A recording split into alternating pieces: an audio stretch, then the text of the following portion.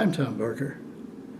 And while 1958 was a good year for Gilbert American Flyer electric trains, with over $8 million of them sold, 1950 was the best year for me, because that's the year I got my very own Gilbert American Flyer electric train. For years, I had longed for an electric train as I played with this Hafner wind-up.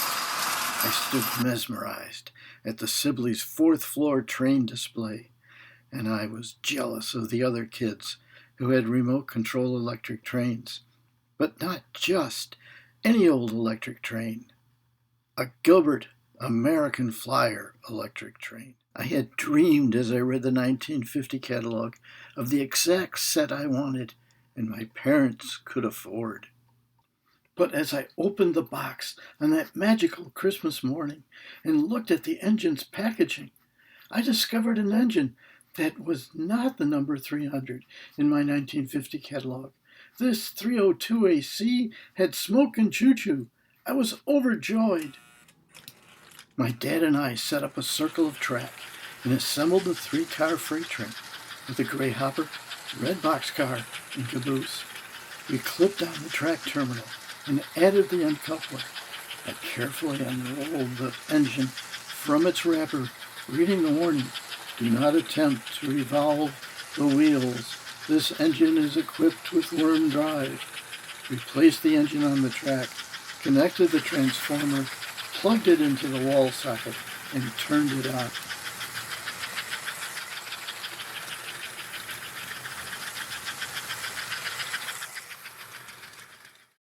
A Gilbert American Flyer train set never stops giving. There is never a question about a birthday gift or a Christmas present. One such gift came the next Christmas season. In an E.W. Edwards department store pile of broken trains, we spotted an 080 switcher, which retailed for $32.95, on sale for $10. A ruffian had pulled the wire out. Pooling my Christmas gift money with a contribution from Dad, we took the prize home. That was my first AF repair in 1951 and led to a lifetime of repairing, operating, and writing about such endeavors in my American Flyer repair guide books. My dad had sent for an AF certificate of ownership at the same time he ordered some erector girders. It was signed by the chief engineer, Maurice Romer. Many years later, I met up with Maury in September 1975 and spent 3 days interviewing him at his home in East Haven, Connecticut. Let's hear some of the things I learned while speaking with him. I started with American Flyer Company in April 1927 at their old plant at 2219 South Halsted Street in Chicago. Maury also told me that A.C. Gilbert always had a desire to make an electric train. In 1931, there was an erector construction set of the New York Central Hudson engine. A.C. Gilbert even had his own full-sized advertising car in the mid-1920s with a radio connection to New Haven. Here's an operating model of that car that I built.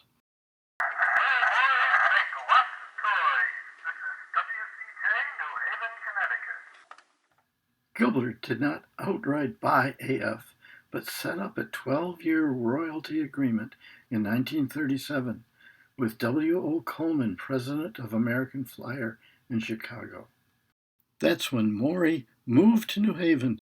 The engineering department at A.C. Gilbert Company was headed by the chief engineer, Marshall Frisbee. And they had 3 basic divisions. We had the toy division, the electrical division, and the train division, each one with an engineer in charge. And I headed up the train division. From my documentary film, The Story of the A.C. Gilbert Company, we learn about the trains. A.C. Gilbert had great plans for the American Flyer trains, plans to make them more realistic, more true to scale, But before that could take place, war broke out, and the entire nation, as well as the entire Gilbert toy factory, was converted to the war effort. Early in the war, Gilbert's chief engineer, Marshall Frisbie, designed a tiny motor for the trim tabs on the Curtiss Wright P-40, the Grumman Hellcat, and other fighter planes. Gilbert won Navy E awards for building parachutes, mines, booby traps, and flares. But as the smoke cleared and the last gun was fired, our boys came home to a new kind of train. We were working on it on a back burner basis, and we did have certain engineers that were brought in that were working on the train line, the converting of the train line. Smitty was working there. There was actual decision, I would say, was made about the end of 44. And at 45, then I was brought in as of January 1st, 45, from the inspection department in the engineering to head this up. So the entire year of 45 was spent me getting my feet on the ground engineering-wise in the train line, as well as nursing this through so that 46 we had it ready for the toy print.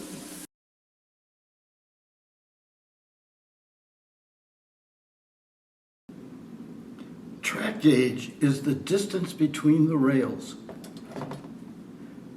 The full prototype, the trains you ride in, the trains that carry the groceries and things to your stores, that has a width of 4 foot, 8.5 inches.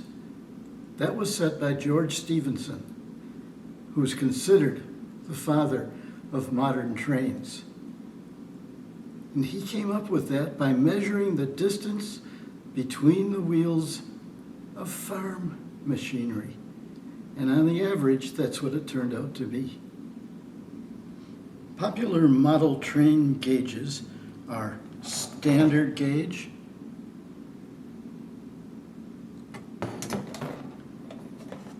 O gauge,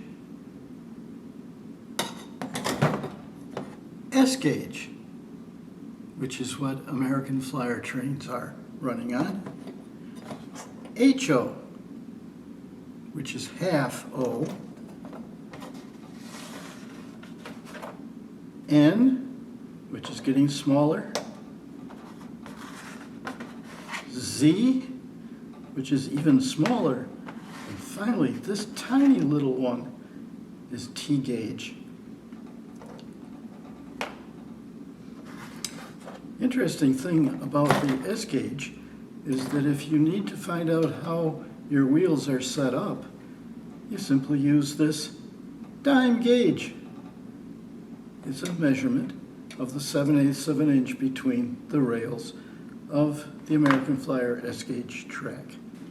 The dilemma that Gilbert had in bringing the new train to the world after the end of World War II was the fact that most of the trains up to that point were on 3-rail O-gauge track. S-gauge trains would not run on O-gauge 3-rail track. So it was a marketing thing, and they did it with scale. What's the difference between scale and gauge? Scale is how much the original train has been reduced in size from the originals, which are huge, monstrous machines. The O-gauge scale comes out to 1/4 of an inch for every foot of the original prototype engines and cars. HO is just half that, which is 1/8 of an inch. S-gauge is right between the two other scales.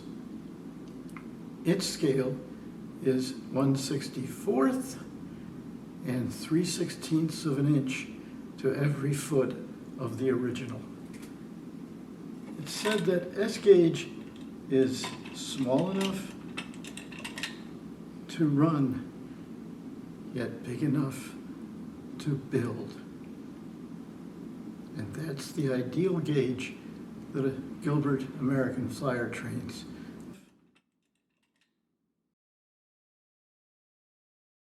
A.C. Gilbert was a stickler for authenticity, thus the two-rail track.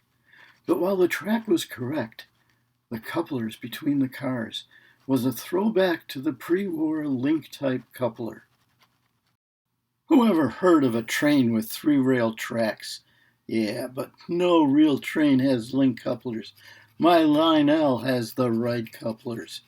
And so the fight went on between AF owners and Lionel owners. That debate was over in 1952, when two American Flyer engines came equipped with authentic knuckle couplers. The top-of-the-line Northern and the Hudson steam engines had a distinct K in front of their catalog numbers. In 1953, the entire line of trains had knuckles. Here's a comparison of the Lionel and AF knuckle. Notice how the AF is closer to the real thing with the simulated lower part.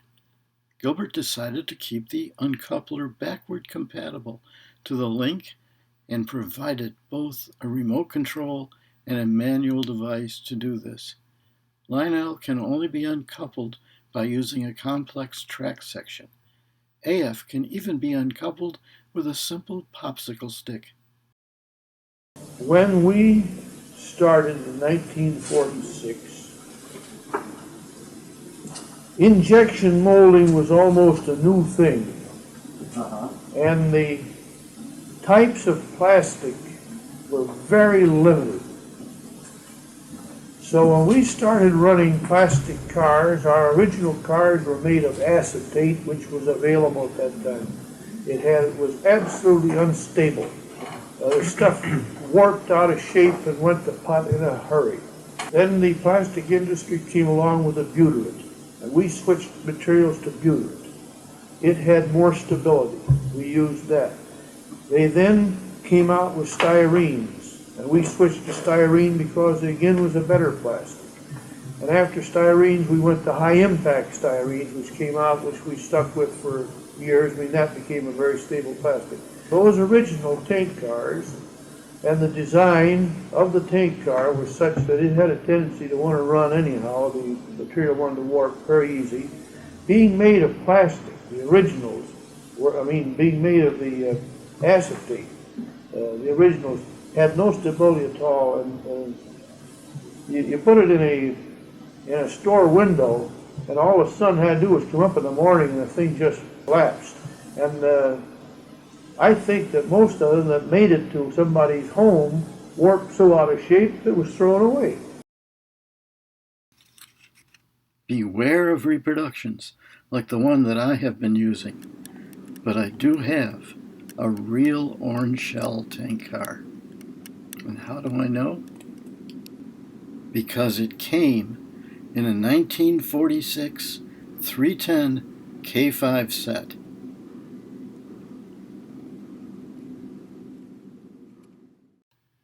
These four steam engines are the top of the line.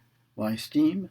Because tooling costs for a model engine were upwards of $100,000.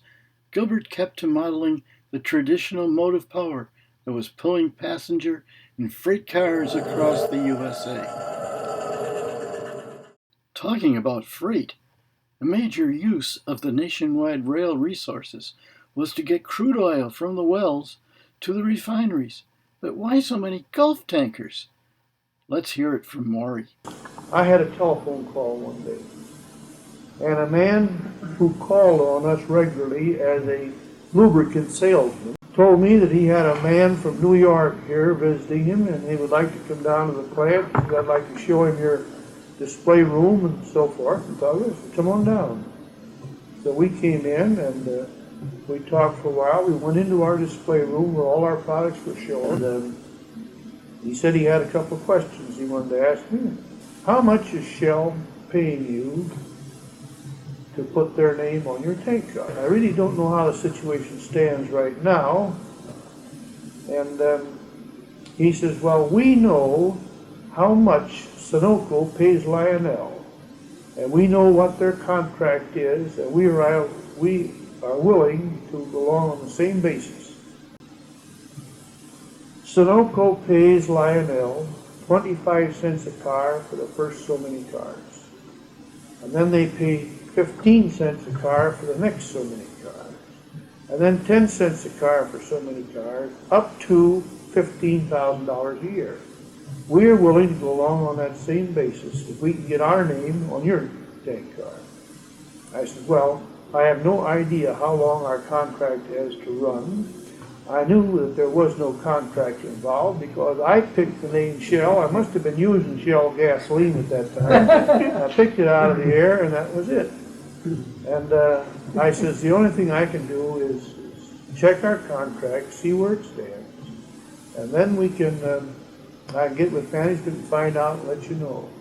So when he left, I walked into Trish's office and says, how would you like to pick up a quick $15,000? And he said, you tell me where it's laying, I'll bend right over for it. I contacted him and told him that our contract was just about to run out and that we would not renew it and we would go with them. And he says, fine. They wrote a contract up and it was signed by the company. And, Mr. Trish and I, from that day on, sat down the beginning of each year, and when train sets were laid out and things were laid out, we sat down and figured so that we had enough Gulf tank cars in our train line and in separate sales to eat up to $15,000 each year. So we didn't miss that from there on. Well, a quarter a car and a maximum of $15,000 a year may not sound like much in 21st century economy. Remember, you could mail a letter for 3 cents in 1950. Lionel had smoke, but only American Flyer had smoke and choo-choo, synchronized to the pistons on the engine. This was an early invention by William Russell Smith, Smitty, who sat in his creative room and thought up ideas, which included many accessories. The choo-choo was not the only sound of a real railroad. Horns and whistles had to be there too, not just in a billboard, but in the engine itself. Now, with the whistle in the tender, this realistic sound was activated by a direct current relay. Unfortunately, so did the whistle in the Lionel engines, plus the adjustment was so delicate that it incurred high service costs. Because of patents and service costs, this engine was made for only 2 years, 1949 and 1950. But Gilbert did not give up. In 1951, a new kind of whistle sound was proclaimed, the Nathan air chime whistle. But the sound was not really that realistic, more like a buzzer. At first, the whistle was activated by a 110-volt oscillator, but the Korean War made it difficult to get components and was produced in small quantities. Undaunted, the AF engineers then used an easily obtainable vibrator, a car radio component, to generate the 600 cycles per second sound in the engine's speaker. The best sound came from the 710 steam whistle controller, which could also be used in diesels.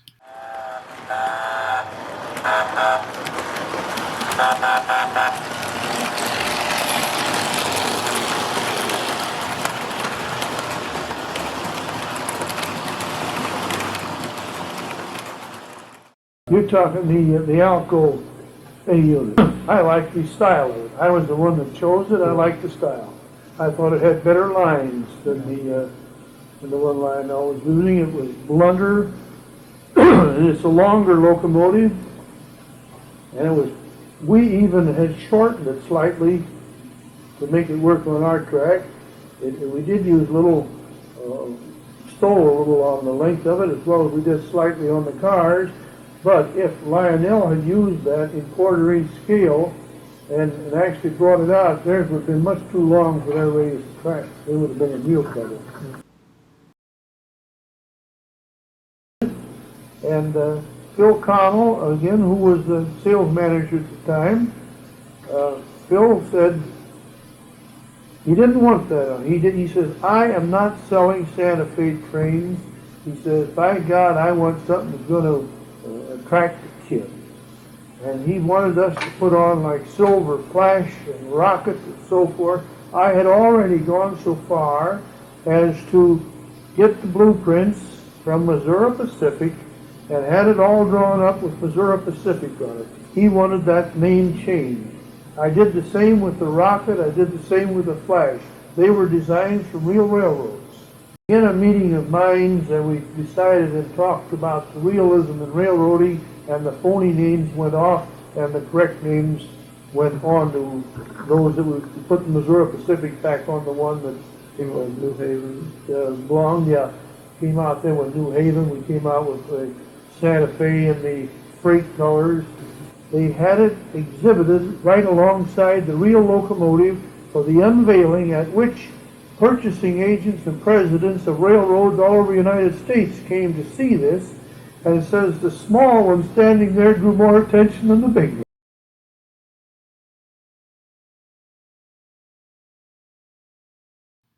Talking about collectibles, the Holy Grail is, of course, the orange shell tank car, as Maury described previously. But Atlantics are easy to collect since they are so numerous.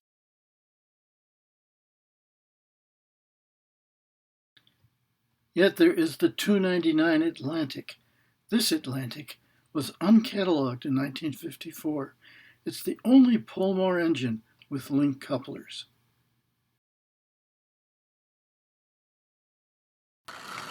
And the 303 Atlantic with chocolate passenger cars is a rarity.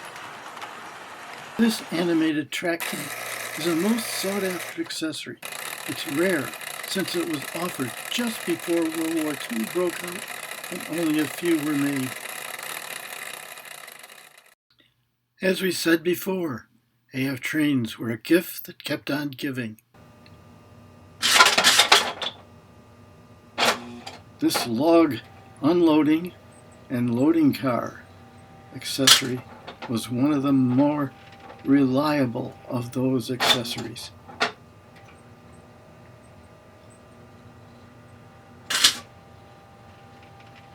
You pushed a button to activate the lift, and then the gantry was activated by another button. The oil drum loader, an early Smitty device, is also extremely reliable. You just turned it on.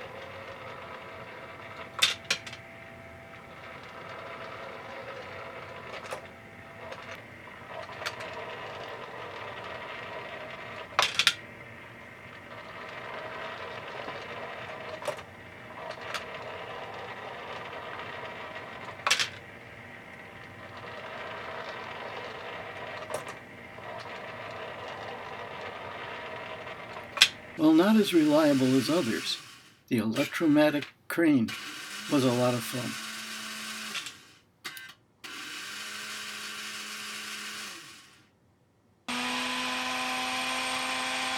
And the sawmill, you just turned it on and let it do its thing.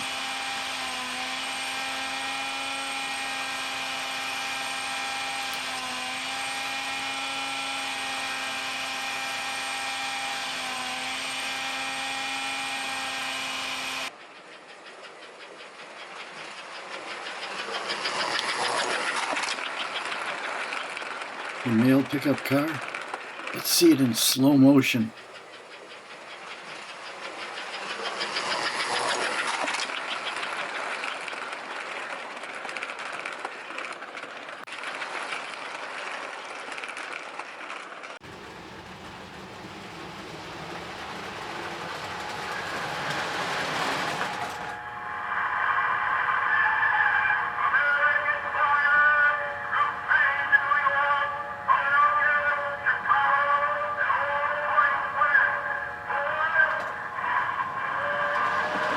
Gilbert's talking station was amazing. It used a 78 RPM record.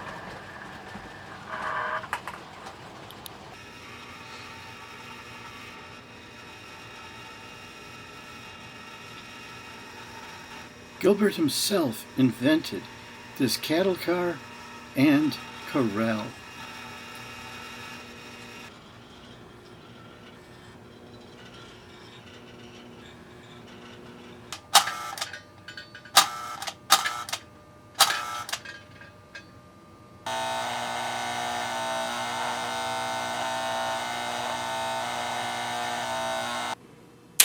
Gabe the lamplighter was under the complete control of the operator.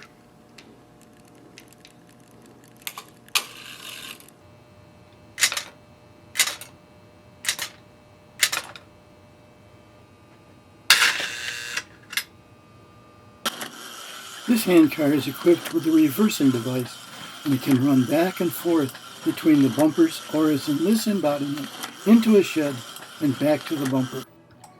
In conjunction with the train on the track, the crossing gate and warning signal activate to stop auto traffic. While technically not an accessory, rubber roadbed was Gilbert's most profitable item, according to Maury Romer, who invented it. They never had to warehouse it. It was just drop shipped from the rubber manufacturer to the retail site. Back in its day, it retailed for 30 cents a section. Today, you can pay up to $5 per piece. It's in all of my layouts.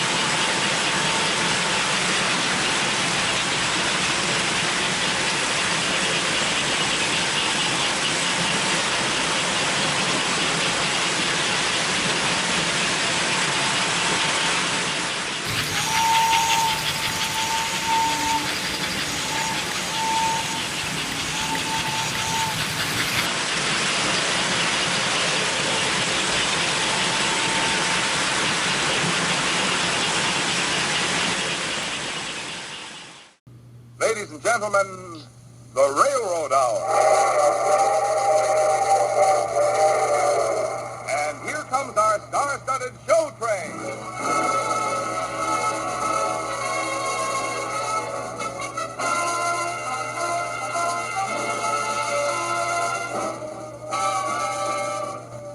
Yes, tonight another great musical success is brought to you by the American Railroads.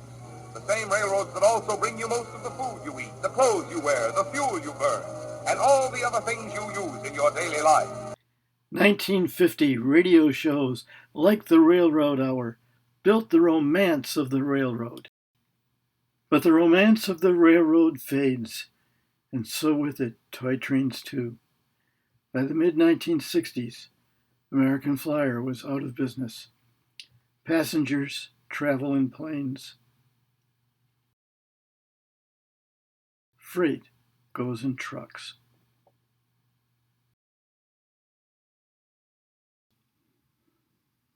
But it is here, with the people who have made toy trains a lifetime hobby, that we can preserve the heritage of the A.C. Gilbert Company.